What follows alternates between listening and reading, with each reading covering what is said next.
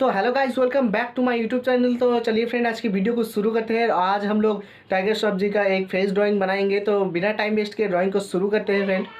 और फ्रेंड, जो भी पोर्ट्रेट आप बनाओगे तो पोर्ट्रेट में आप लोग देखना लाइट और डीप जो इफ़ेक्ट रहता है पोर्ट्रेट पे, तो उसी तरह का पोर्ट्रेट चूज़ करना फ्रेंड। क्योंकि आप लोग अगर देखते हो बहुत सारा पोर्ट्रेट के लाइट ही और लाइट दिखता है ज़्यादा, तो वो वाला पोर्ट्रेट आप लोगों के लिए हेल्पफुल नहीं रहेगा फ्रेंड। क्योंकि डार्कनेस और लाइट अब जब कोई भी पोर्ट्रेट में रखते हो तो वो ज़्यादा अच्छा लगता है देखने में।